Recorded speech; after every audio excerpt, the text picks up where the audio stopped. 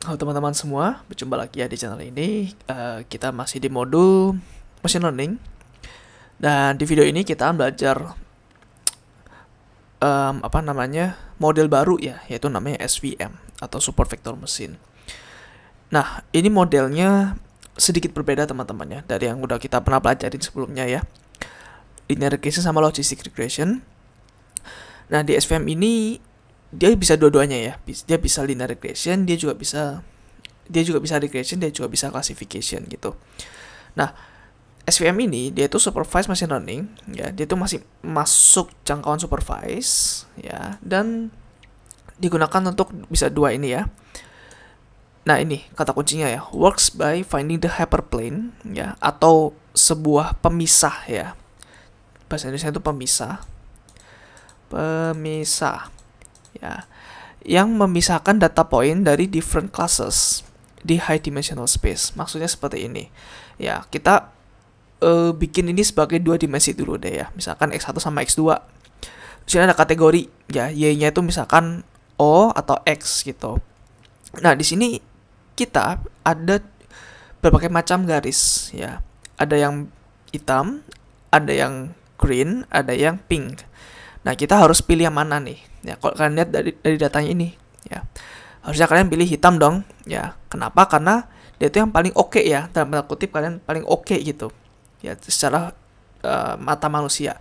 Nah, tapi secara matematika teman-teman, kenapa paling oke? Karena ini kalian lihat jarak antara garis ini dengan data point terdekatnya. Nah, ini yang dinamakan margin ya. Jadi ini adalah margin ya. Nah, margin ini ya harus yang paling gede ya, makanya ini namanya large margin classifier, juga bisa namanya support vector machine, nama lainnya lah ya. Bandingin kalau kalian pakai yang hijau nih ya, kan pakai hijau ini kecil banget teman-teman ya, ke X tuh kecil banget, sedangkan yang ke ini itu gede banget ya. Ini bukan large margin namanya ya. Jadi yang kalian lihat itu yang ini, yang hijau itu yang ini ya, berarti ini tipis banget ya, marginnya tuh tipis ya. Ini berarti buruk ya. Sedangkan ini juga sama, yang pink ini apalagi ya, ini nempel banget ke sini, ke datanya. Nah, kita mau mencari garis ya, atau nanti misalkan ini lebih dari 2 dimensi namanya hyperplane ya, kalau 3 dimensi namanya plane ya nanti ya, yang memisahkan gitu ya. Contoh seperti ini ya, ini mungkin works well untuk ya, ini kita bahas untuk yang dua kelas ya, yang binomial dulu nih, bukan yang multi kelas gitu ya. Oke. Jadi ini contoh kalau yang 3 dimensi ya teman-teman ya. Nah, ini gue ambil dari video namanya StatQuest ya. Ini sangat recommended untuk matematika machine learning ya, di YouTube, ini YouTube channel. Dan ini kalau 3 dimensi, ini misalkan X, Y, yang ini Z ya. Ini ya bentuknya hyperplane untuk memisahkan yang merah sama hijau gitu. Oke, yang lihat yang hijau ini agak warnanya agak ke bawah, berarti ini di bawah hyperplane yang kuning gitu. Dan ini ya salah satu contoh juga, ini gua ambil dari buku namanya 100 Page Machine Learning ya. Recommended juga ya ini bukunya untuk bagi kalian pemula ya. Jadi ini ada equation-nya juga ya, sama kayak linear regression sama logistic. Ada equation-nya, persamaannya, AX minus B atau MX plus minus B atau W ya, atau weight minus B. Ya, ini ya kenapa minus, karena mungkin bentuknya gini ya. Kenapa minus ya? Harusnya plus lah ya. Ya, kurang lebih seperti itu. Nah, kita mau kita mau nge-tweak W sama B-nya ya, sehingga garis yang sejajar dengan ini ya, paralel dengan ini, dan ini menyentuh namanya support vector ya. Ini namanya support vector, dimana ini supportnya ya. Nah, dimana support vectornya itu sama dengan 1 untuk yang ini, yang atas, tapi yang bawah itu minus 1. Kita harus bisa mencari W sama B-nya yang sesuai, intinya gitu teman-teman ya. Terus marginnya ini ya, ini itu jumlahnya sebanyak 2 dibagi panjang dari W ya. Ini BTW nanti akan banyak sekali heavy di matematika ya, terutama linear algebra ya. Mungkin kalian harus visit itu ya, modul matematika yang video linear algebra ya. Nah, W itu adalah panjang dari vektor W gitu ya. Misalnya W1, W2. Nah, W di sini adalah panjangnya, which is adalah W1 kuadrat ditambah W2 kuadrat. Ya, sorry, ini gua geser dulu. Nah, seperti ini. Ya, sama dengan berapa? Itu adalah panjang dari W-nya. Ya.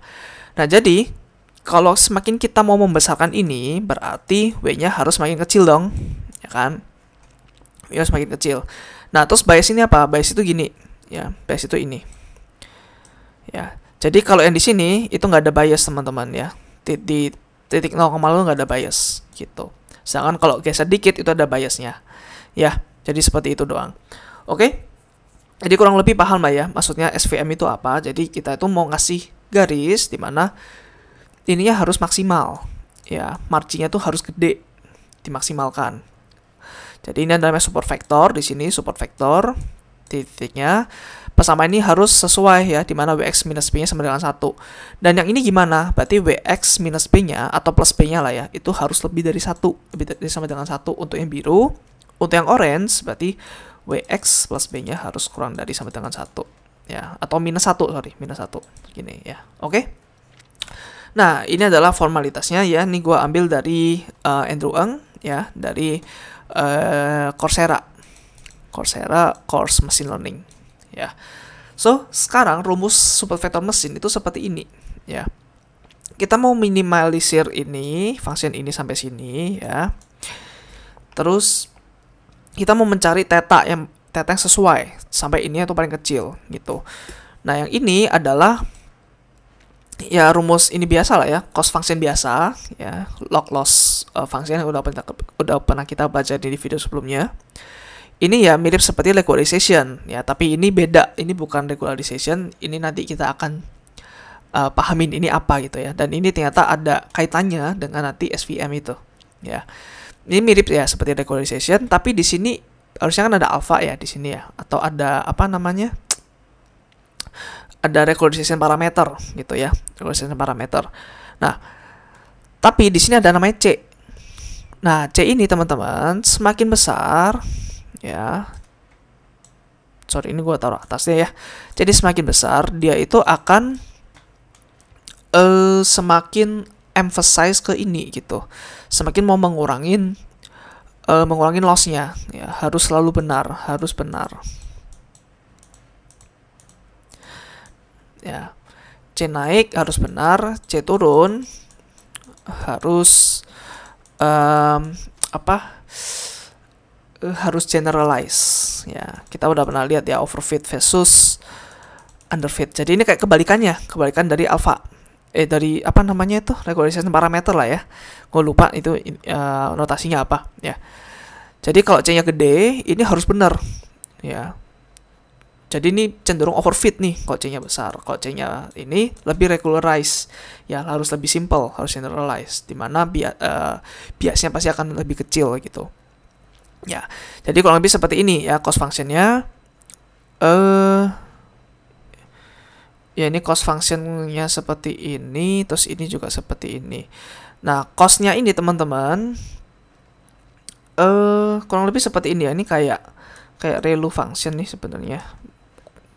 Kayaknya nggak pakai log deh. Ya, gue kurang paham nih costnya ini apa ya.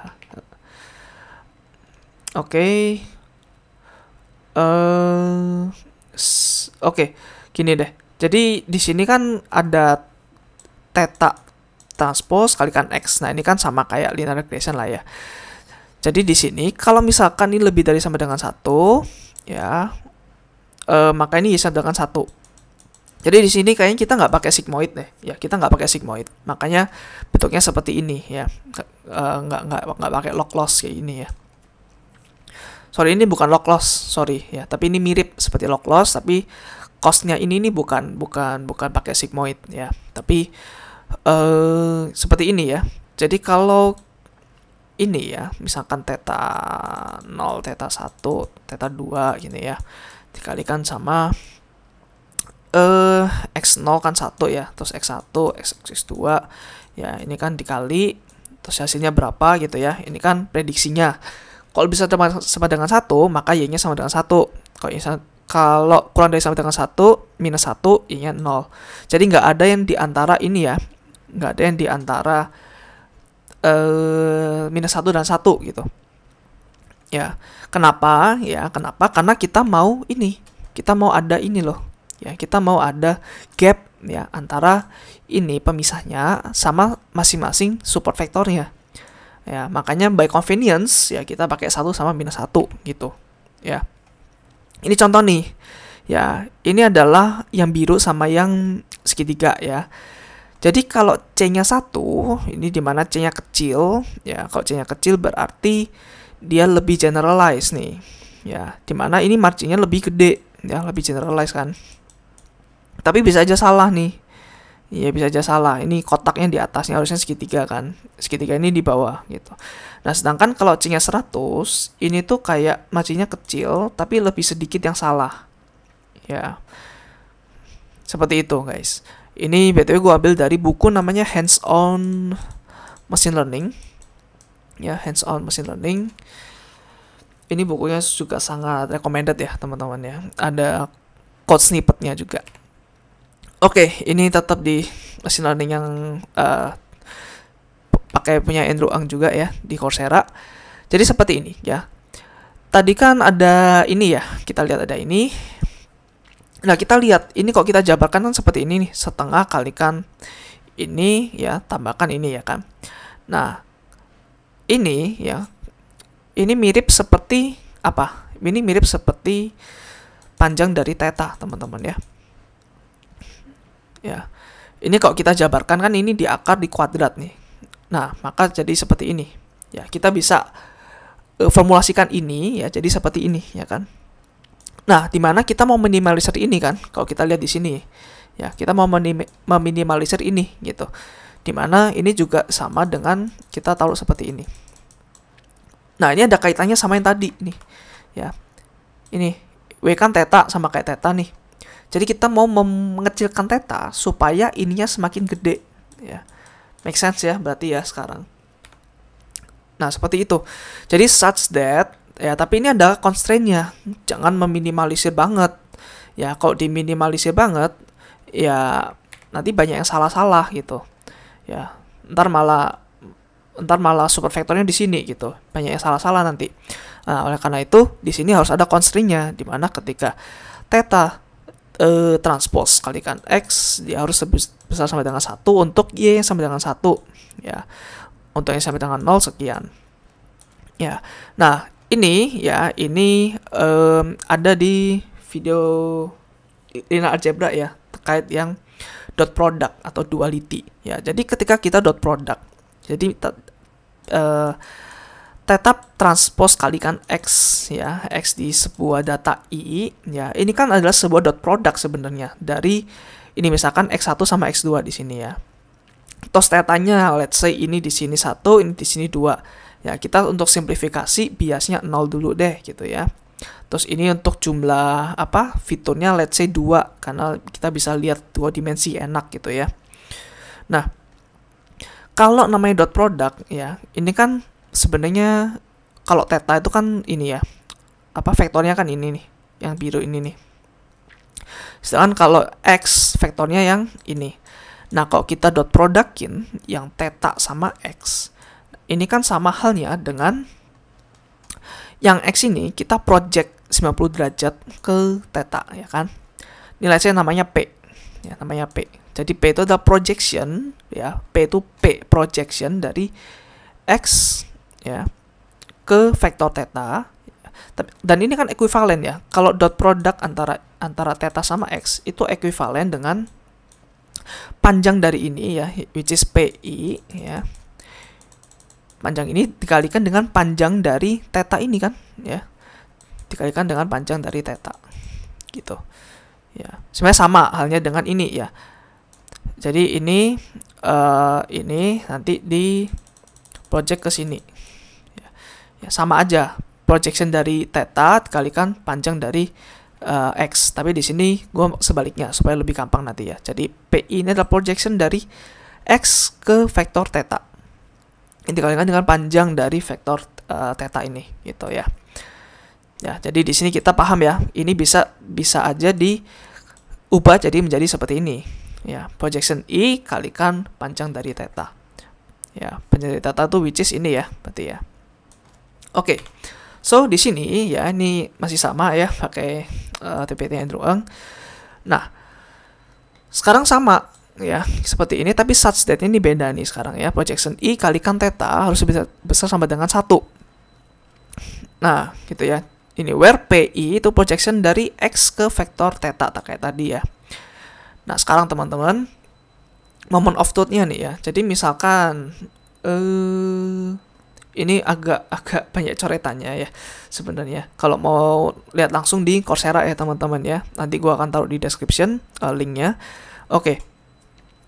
Jadi seperti ini. Let's say di sini ada kayak data deh. Gua coba samain kayak gini ya teman-teman ya. Jadi ada x-axis ini, lingkaran-lingkaran di sini. Oke. Jadi misalkan gini. Nah, sudah lingkaran di sini. Nah, kita mau mencari ya, teman-teman. Mencari sebuah garis ya. Misalkan garisnya yang jelek ya, misalkan gini nih. Ini kan jelek garisnya ya. Nah, sekarang kita mau mencari titik yang X ini, kan di sini ya titik X, terus titik ini misalkan di sini nih. Nah, sini deh, sorry. Nah, gini. Oke. Nah, ini adalah theta ya. Ini adalah theta. Terus panjang dari X ini ya kan, panjang dari X ini kita mau projection ke theta ya, kita mau projectkan ke sini gitu. Jadi ini kayak ada sebuah projection ya. Ini ada kayak sebuah projection di sini. Nah, ini adalah projection dari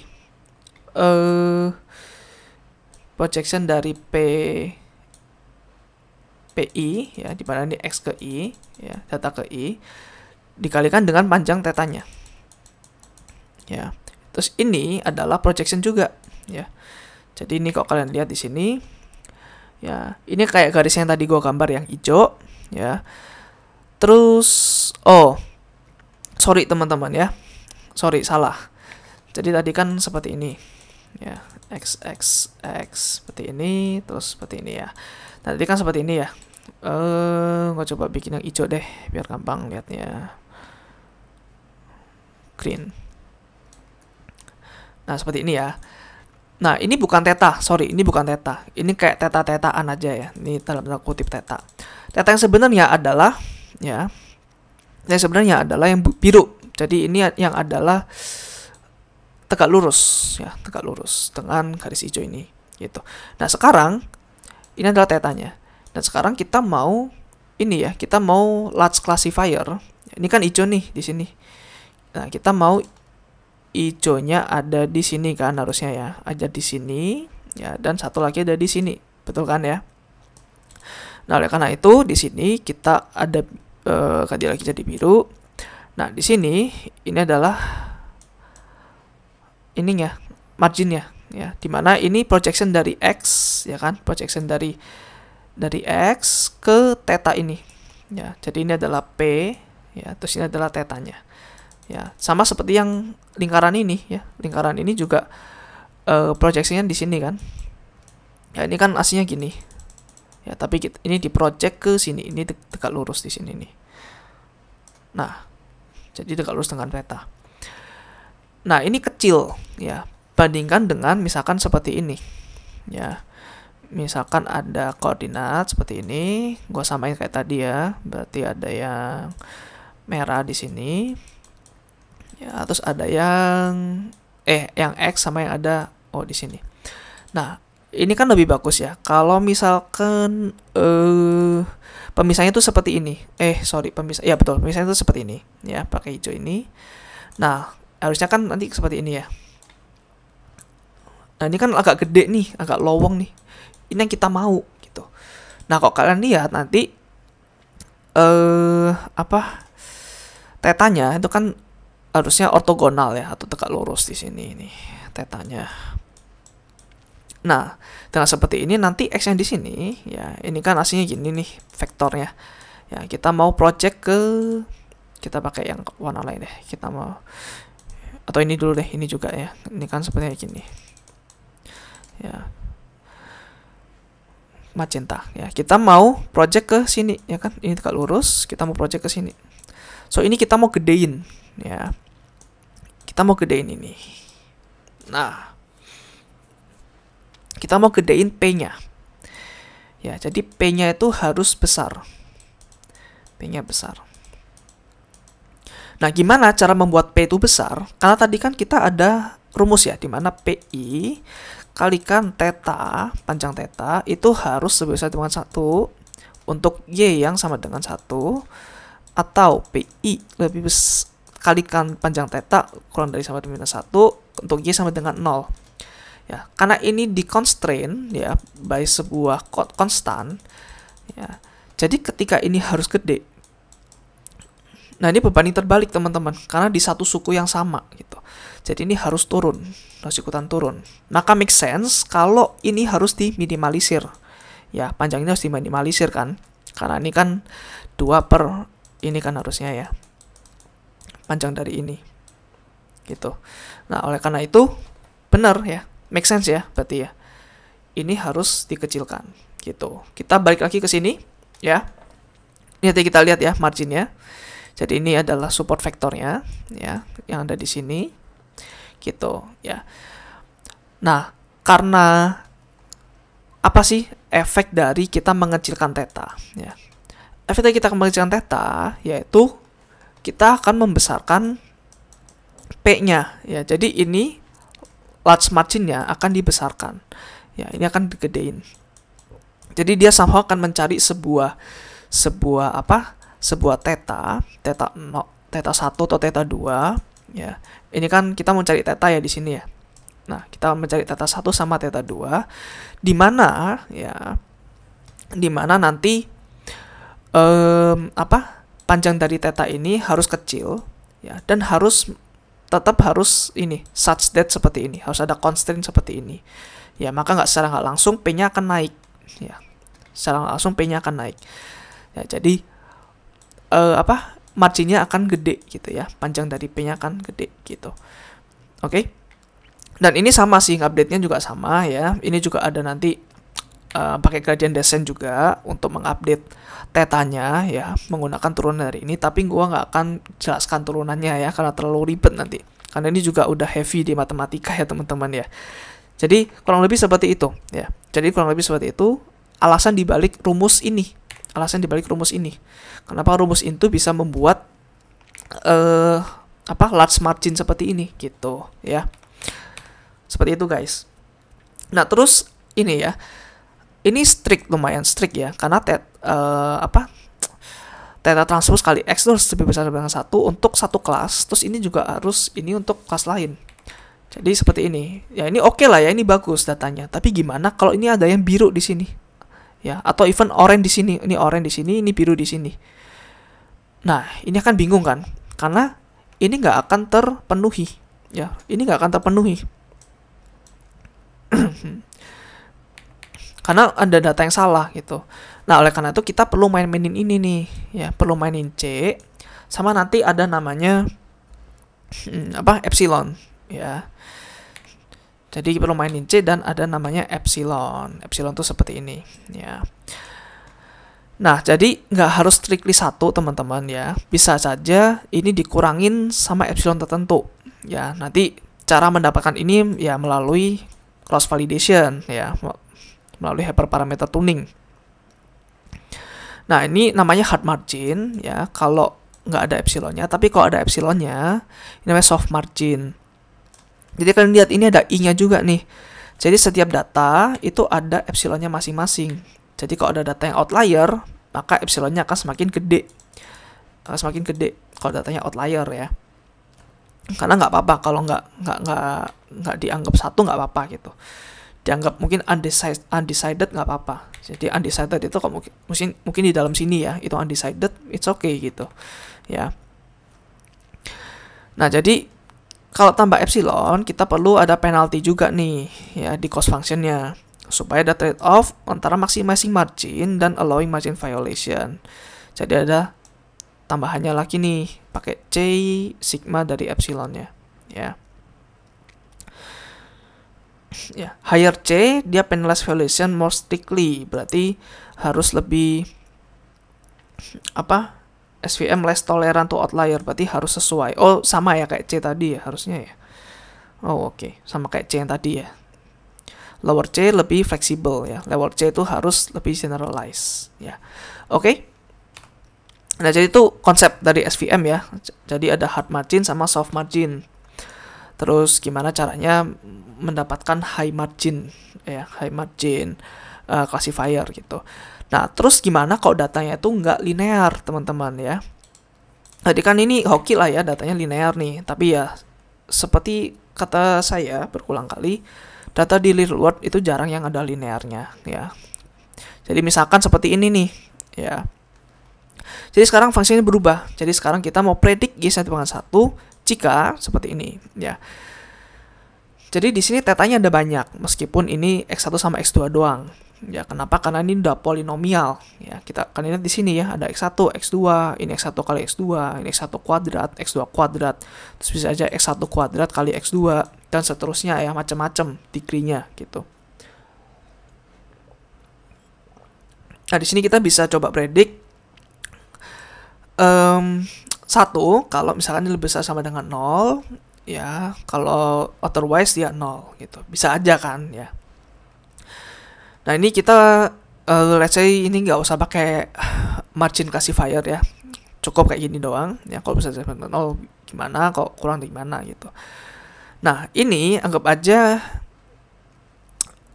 ini sebuah function ya. X1 itu F, F2 itu sebuah function 2. Ini anggap aja function 3 ya, biar nggak bingung. Jadi nanti seperti ini ya persamaannya. Nah, jadi kita akan mencoba mencari tahu ya secara otomatis pastinya ya. Kita nggak mau coba-coba, banyak banget coba-coba kalau misalkan X1, X2, X1 kuadrat, X2 dan seterusnya. Jadi gimana cara kita menentukan F1 ini berapa, F2 berapa, F3 berapa. Nah, ini ada namanya kernel trick, teman-teman ya. Jadi kernel trick ini kita harus mempreproses data dulu sebelum melakukan training ya. Jadi contoh seperti ini ya, ada sebuah landmark ya. Ini gue ambil dari Andrew Ng lagi ya di Coursera. Karena ini paling enak menurut gue, teman-teman ya, cara menjelaskannya. Jadi given X ya, compute new feature depending on proximity to landmark ya. Jadi ketika ada di sini ya, data di sini, kita mau hitung proximity-nya ya, jarak antara sini, kedekatannya. Gitu. Ya, jadi kalau function similarity ya antara X yang di sini dengan L1 dengan landmark yang pertama ya. Jadi apa? Jadi contohnya seperti ini ya. Ini adalah kayak Gaussian distance ya, Gaussian kernel ya. Jadi E pangkat minus X minus ini ya, L bagikan 2 lambda 2 standar deviasi kuadrat. Ini variance ya. Ya kan lihat ini mirip seperti PDF ya, atau probability density function yang di normal distribution. Ya, mirip-mirip seperti ini ya. Ini juga ini mendekati ini ya. Terus kita bagi dengan standar deviasinya ya. Terus ini juga ya, standar deviasinya diambil dari mana? Diambil dari hyperparameter. Ini hyperparameter nih. Nanti kalian setting-setting sendiri sesuai dengan datanya ya. So, ketika udah dapat F1, F2, F3-nya dari satu data X, jadi dia itu kayak di-expand ke 3 data gitu ya. Jadi anggap aja satu fitur, dia di-expand jadi 3 fitur nih. Fitur ini mendeskripsikan kedekatan dia dengan landmark-landmark tertentu yang udah kita kasih ya in the first place gitu ya. Nah, seperti ini ya contohnya.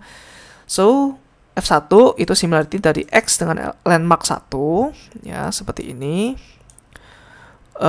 Cara menghitung ya, ini kalau kita jabarkan lah ya, ini ya. Ini kan jarak ya. Jarak kan ya berarti ini minus ini kuadrat gitu kan. Karena ini kan belum tentu 2 dimensi doang, pasti bisa aja 10 dimensi dan seterusnya.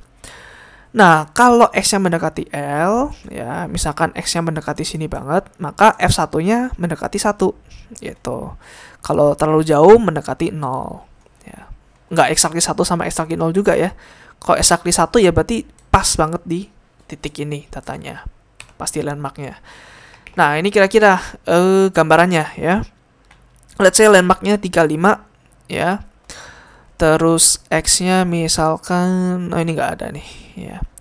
Ini gambaran aja sih. Jadi varians itu seperti apa? Jadi semakin tinggi variansnya, semakin kayak gemuk gitu ya, semakin lebar gitu ininya ya. Ini contour plot namanya ya, contour plot. Biasanya sih dibuat untuk gunung-gunung lah ya ini. Nah, semakin kecil ininya, ini semakin ramping, semakin turun ke bawah gitu ya. Jadi ini dicari dengan hyperparameter tuning ya. Nah, terus seperti ini ya, nanti kedekatannya itu akan membentuk seperti ini ya, seperti lingkaran seperti ini nanti.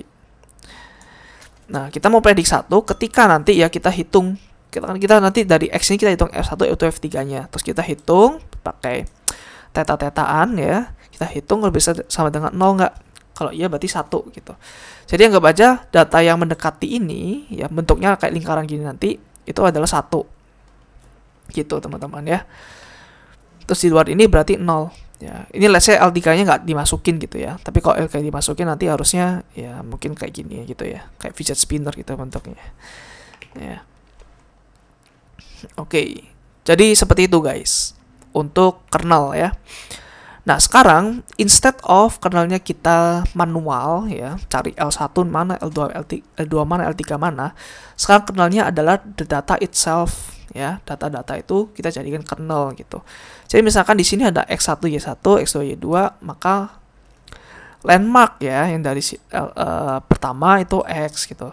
Jadi setiap data point itu landmarknya. Jadi kita hubungkan satu data dengan data yang lain gitu. Ya, jadi given example X ya, jadi sekarang kita mau hitung X-nya ya. Jadi seperti ini ya, F1, F2 dan seterusnya. Ya, ini similarity antara X dengan L1 berapa itu. Similarity X dengan L2 berapa. Jadi ini short pertanyaan ya teman-teman ya. Short pertanyaan. Sekarang jumlah dimensinya berapa? Jumlah F-nya berapa? Fx misalkan ya, X-nya itu berapa? Ya. Nah, ini yang berapa gitu. M-nya itu berapa? Nah, jawabannya adalah M-nya adalah jumlah datanya. Jumlah datanya. Gitu. Nah, jadi misalkan ya, aslinya 2 dimensi nih. 2 dimensi, tapi datanya ada 100. Nah, maka nanti jadi 100 dimensi. Ya. Karena nanti setiap data akan dianggap jadi 1 dimensi, teman-teman. Karena setiap data akan dibuat 1 landmark masing-masing gitu. Ya, jadi nanti kompleksitasnya jadi ON kuadrat ya. Karena nanti setiap X ya, setiap data akan di-compare, dicari similarity-nya ke satu sama yang lain ya. Terus nanti ke sini dicari lagi similarity-nya ke sini, ke sini, ke sini gitu dan seterusnya. Jadi seperti itu ya. Nanti kalau lihat ya, ini sampai FM ya, di mana M itu adalah ini jumlah datanya, training datanya gitu ya. Jadi for training example XIY ya, jadi F1I ya. Ini similarity antara X sama L yang 1. Terus F2-nya X sama L2 dan seterusnya. Nah, ini satu pertanyaan lagi. SVM itu cocok nggak? SVM karena itu cocok nggak kalau datanya itu 1 juta gitu ya. Nah, mungkin kalian bisa pause, nah, terus bisa unpause lagi untuk cari tahu jawabannya ya. So, jawabannya adalah nggak cocok untuk data yang gede SVM, with kernel ya, apalagi. Karena ya data yang gede, ini akan semakin gede ya, karena N kuadrat nih. Karena fiturnya kan jadi banyak juga sesuai dengan jumlah datanya. Nah, ini agak aneh ya. Nah, ini adalah link YouTube untuk short introduction lah ya ke SVM. Nanti gue akan taruh di deskripsi ya, ini ya linknya. Oke, so ini namanya adalah Gaussian kernel ya. Ini namanya adalah Gaussian kernel. Gaussian kernel. Ya, kenapa namanya Gaussian? Karena rumusnya mirip Gaussian ya tadi ya. Kayak mirip distribusi normal, PDF-nya distribusi normal seperti ini. Ya, karena ini kayak distribusi normal ya bentuknya ya. Kayak ini thread gitu. Ya. Nah, ini ada lagi namanya RBF kernel ya. Ini link YouTube-nya untuk kalian lihat nanti. Nanti RBF kernel gue akan jelaskan di video selanjutnya ya. Jadi ini agak kerat kaitannya ya. Jadi RBF kernel itu kayak spesifikasinya dari Gaussian kernel. Ya, gue lupa sih atau RBF atau Gaussian tuh spesifikasi dari RBF ya. Ya intinya ada dia punya properti yang sama deh gitu ya. Nah, sekarang kita akan coba cari tahu ya. Kita akan coba cari tahu apa namanya? Kernel-kernel yang lain ya selain Gaussian kernel. Karena kernel itu ada banyak ya, nggak cuma Gaussian. Nah, kalau ini namanya adalah polynomial kernel, teman-teman ya. Polynomial kernel. Nah, ini contohnya seperti ini ya. Jadi ada dosis ya, dosis obat lah ya. Dimana kalau terlalu kecil dosisnya, dia kan nggak ngefek nih. Kalau terlalu besar juga nggak ngefek. Jadi di tengah-tengah dia ngefeknya. Nah, ini udah non-linear, teman-teman ya. Jadi y-nya harus sama dengan 1 kalau di sini. Misalnya ini y-nya 0, ini juga y-nya 0. Nah, gimana caranya supaya kita ada hyperplane atau plane yang memisahkan ini? Nah, kita bisa kuadratin masing-masing dari sini, teman-teman ya. Jadi ini kuadratin. Jadi bentuknya seperti ini nanti. Ya. Dosage kuadrat. Jadi y aksisnya kan bentuk seperti ini gitu. Ya. So nanti pemisahnya berarti seperti ini bentuknya. Nah, ya. Supervector classifier dia bisa misahin sekarang dengan kita mengkuadratkan ini gitu. Ya. Nah, tapi dengan mengkuadratkan doang itu nggak cukup, teman-teman ya. Dan juga resourceful gitu untuk kuadratin satu. Karena itu kita juga pakai kernel di sini, ya, di mana kita bisa mengkalkulasikan hubungan satu sama yang lain ini, ya, di dimensi yang lebih gede gitu. Tadi kan satu dimensi ini ya. Jadi kita mau kalkulasikan ini menjadi 2 dimensi gitu. Nah, rumusnya adalah seperti ini, teman-teman. Ya. Jadi ada A kali B plus 1 kuadrat. Ya, jadi A itu adalah data yang ini, data yang pertama, B itu adalah data selanjutnya ya. Nanti ini akan dikalkulasi satu ini ya.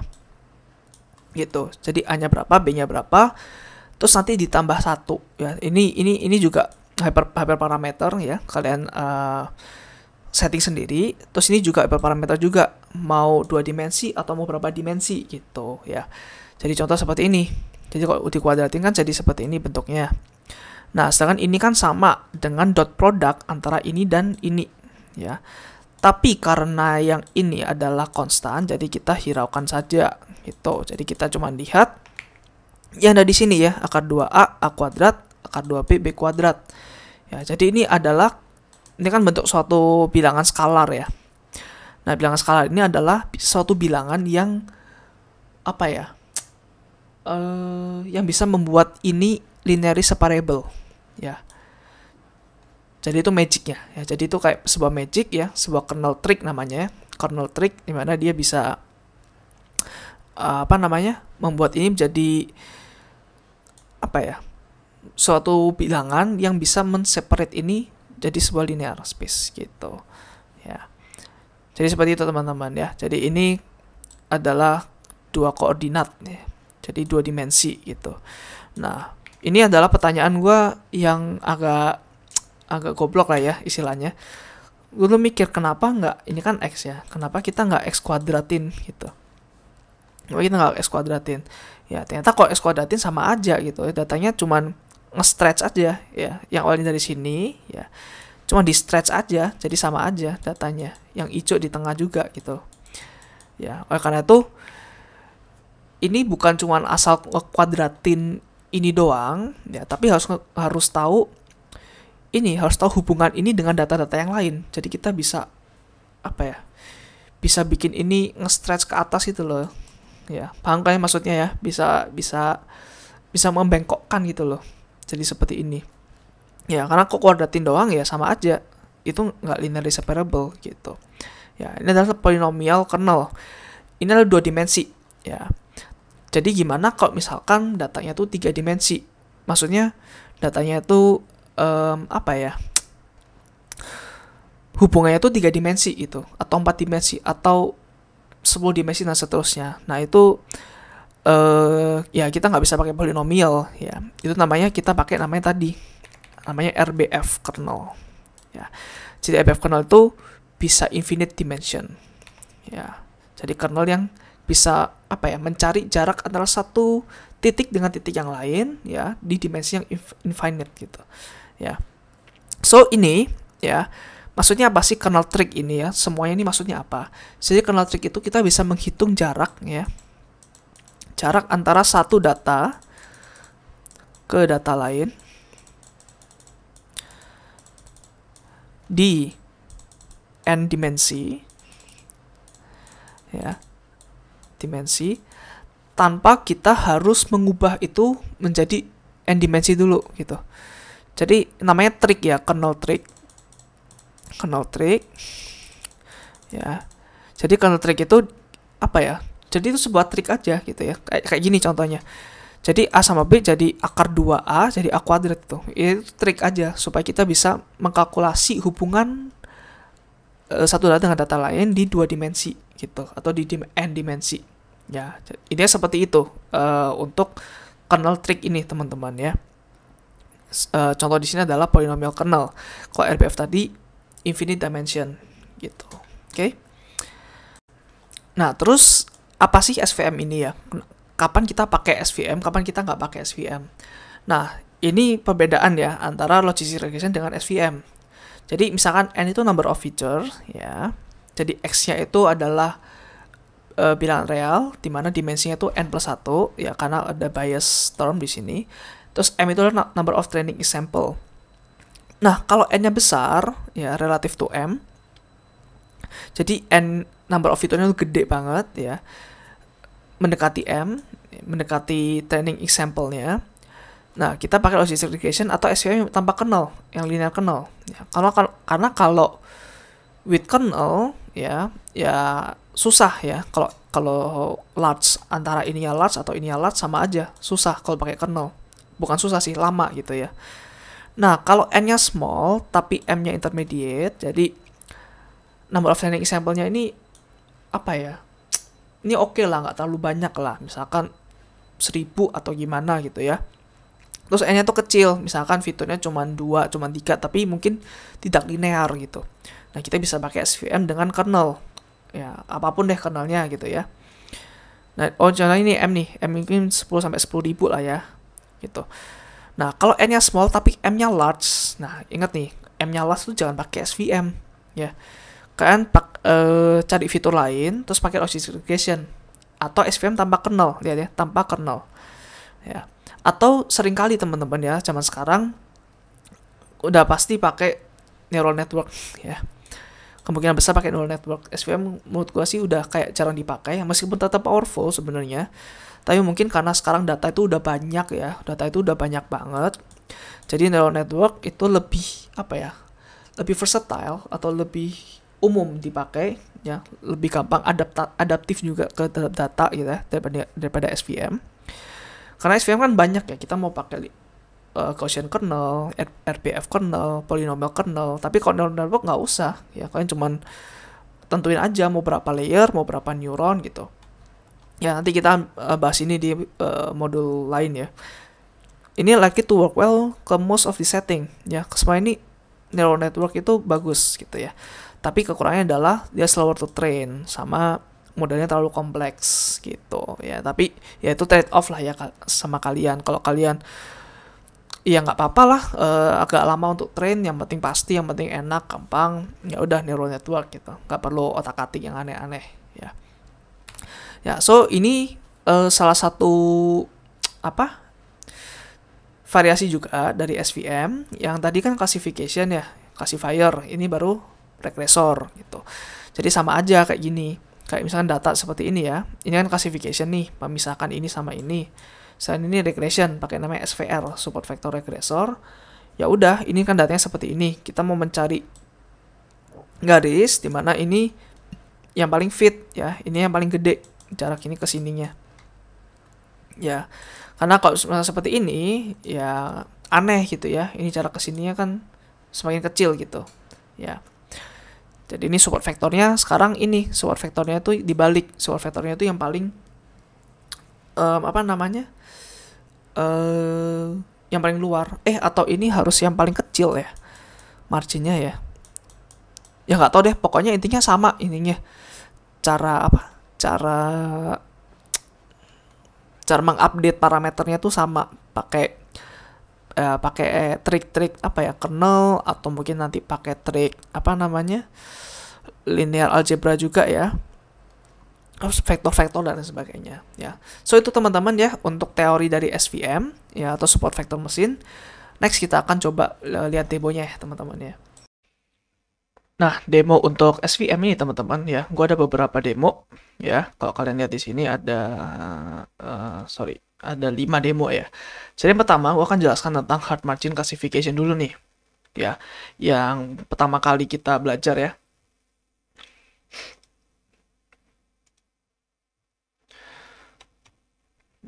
Nah, yang ini ya, dimana klasifikasi data-data yang beneran perfect, sempurna gitu, linearly separable.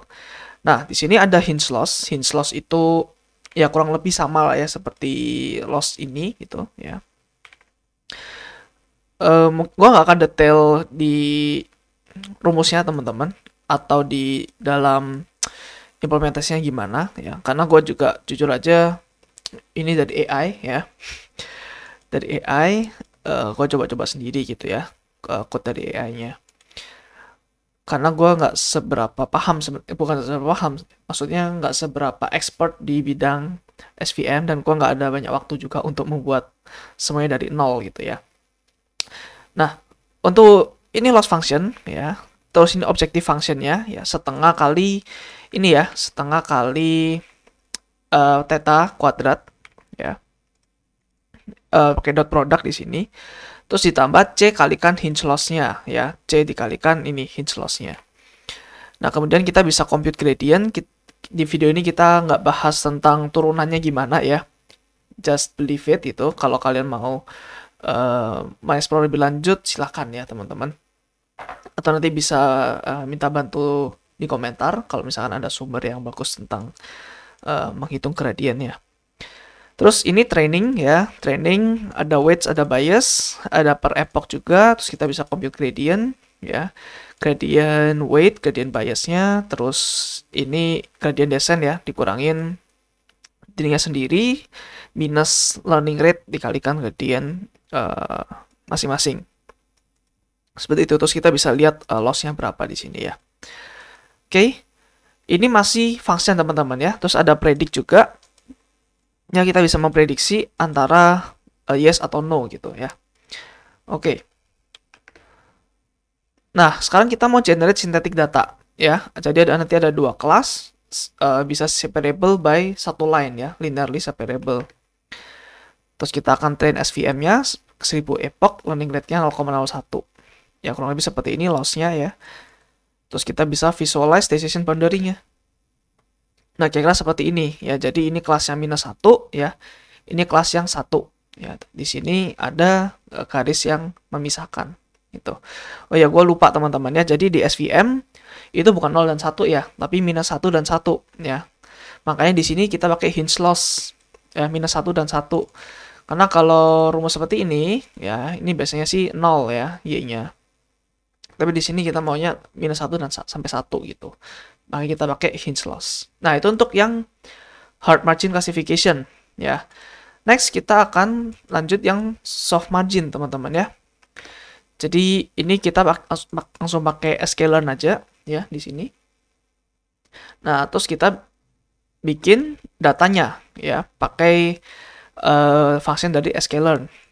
Ya, kita bisa make classification, sampelnya ada 100, fiturnya 2 ya. Terus nah ini yang penting ya, separator ini untuk sebenarnya sih untuk ngatur ini linearly separable atau enggak ya. Kalau ini 1 linear separable nih. Kalau kurang dari 1 harusnya masih ada campur-campur nih. Gitu ya. Kita coba 0,5. Ya, terus di sini baru bikin modelnya ya. Modelnya pakai linear kernel dulu ya, karena kita belajar dari linear kernel. Nah, untuk C-nya, C itu kalau di bawah 1 berarti dia memperbolehkan soft margin ya, dimana ada beberapa yang salah, it's okay, yang penting marginnya lebar gitu ya.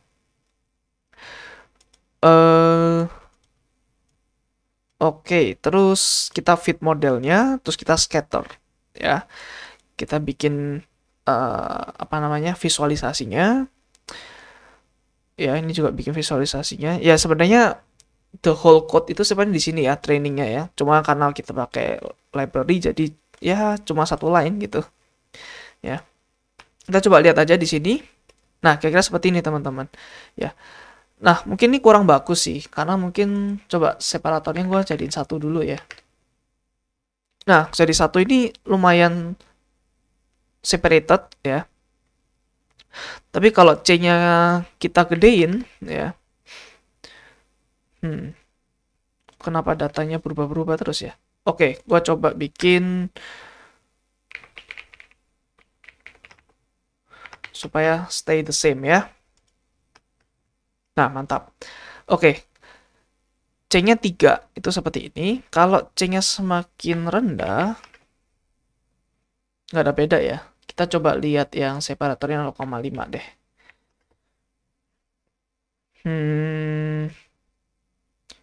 Sheet-nya gue coba ubah dulu biar kelihatan. Oh, rapi banget. Jangan-jangan kita pakai 3 coba. Oke, coba ini ya. Oke, kalau linearnya 0,5 dia a loss of margin. Jadi ada beberapa yang misclassify di sini. Oke. Kalau ininya gede, C-nya. Ya biasanya kalau C-nya gede itu semakin rigid dia ya, semakin kaku banget. Tapi karena ini saking ini udah nggak bisa perfect ya, ini udah nggak mungkin bisa perfect, jadi makanya seperti ini gitu. Oke, gua perlu coba setting ini sih supaya ada perbedaan sedikit gitu ya.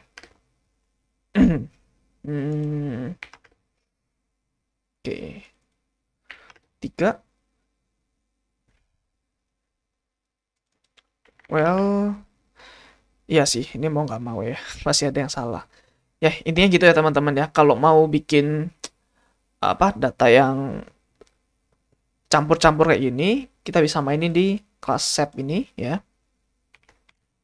Kalau mau mengubah ininya, soft margin ya, epsilon ya, kita ubah-ubah di sini gitu ya. Oke. Kemudian lanjut yang Gaussian kernel atau RBF kernel ya. Di sini sih sama aja ya. Tapi di sini instead of tadi make classification, kita make circle di sini. Ya, kita make circle.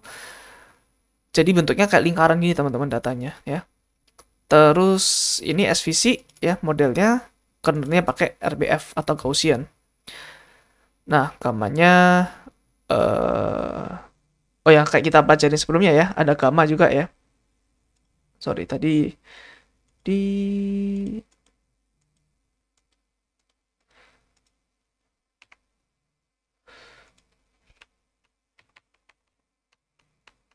Nah, seperti ini ya. Gamanya, terus C-nya ya tetap masih ada C gitu. Terus ada fit untuk nge-training.